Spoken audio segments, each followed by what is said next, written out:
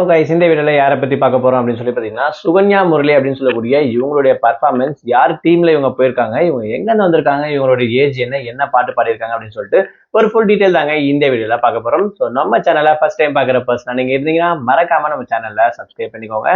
அப்பதான் நான் அடுத்தடுத்து போற வீடியோக்கான நோட்டிபிகேஷன்ஸ் அண்ட் பாப்அப்ஸ் வந்து உங்களுக்கு கண்டினியூஸா கிடைச்சிக்கிட்டே இருக்கும்.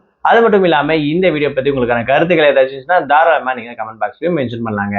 ஸோ ரீசெண்டா ஜீ தமிழ்ல ஸ்டார்ட் பண்ணிருக்கக்கூடிய one of the reality singing competition show அப்படின்னு சொல்லணும்னா சரிகமபா லிட்டில் சாம்பியன் சீசன் 5 அப்படின்னு சொல்லக்கூடிய இந்த ஒரு சிங்கிங் காம்படிஷன் தான். ஸோ இதுல டோட்டலா வந்து பாத்தீங்கன்னா 25 கண்டஸ்டன்ஸ் ஓவராலா மெகா ஆடிஷன் வந்து செலக்ட் ஆயிருக்காங்க.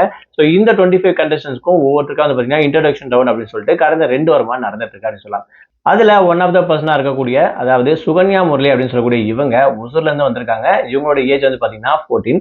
ரக்க படத்துல இருந்து பாத்தீங்கன்னா கண்ணை காட்டு போதும் அப்படின்னு சொல்லக்கூடிய இந்த ஒரு சாங்க ஸ்டேஜ சூப்பரா பண்ணிருப்பாங்க அப்படின்னு கூட சொல்லலாம். ஸோ இவங்களுடைய பர்ஃபார்மன்ஸ் வந்து பாத்தீங்கன்னா 2 டீம்ல இருக்கக்கூடிய ஜட்ஜஸும் ஓடி வந்து பாத்தீங்கன்னா அதாவது இவங்களை செலக்ட் பண்ண வந்திருப்பாங்க. ஒன்னு ஸ்வேதா மோகன் மேம் டீம், இன்னொன்னு எஸ்பிபி சரண் சார் டீம் அப்படின்னு கூட சொல்லலாம். ஸோ அந்த வகையில அதாவது நம்மளோட ரம்யா மேம் வந்து பாத்தீங்கன்னா இவங்களுக்கான அந்த ஷவர் பிரஷர் அழுத்தி அவங்களோட டீம் வந்து எடுத்திருப்பாங்க. அதாவது பேக் பெஞ்சர்ஸ் டீம் அப்படின்னு சொல்லக்கூடிய எஸ்பிபி சரண் சார் டீமுக்கு இவங்க வந்து போறாங்க அப்படின்னு கூட வச்சுக்கலாம்.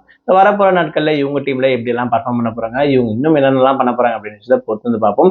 அது மட்டும் இல்லாம இந்த பாட்டு வந்து பாத்தீங்கன்னா ஒரிஜினலா அந்த பாட்டு நம்ம கேட்கும்போது எப்படி இருக்கோ அதே வாய்ஸ் டோன் வந்து பாத்தீங்கன்னா பாடிருந்தாங்க. நிஜமாவே கேட்க ரொம்பவே சூப்பரா இருந்துச்சு அப்படின்னு கூட சொல்லாங்க. ஸோ முடிஞ்சா நீங்க ட்ரை பண்ணி பாருங்க, அவங்க பண்ண பாட்டை கேட்டு பாருங்க.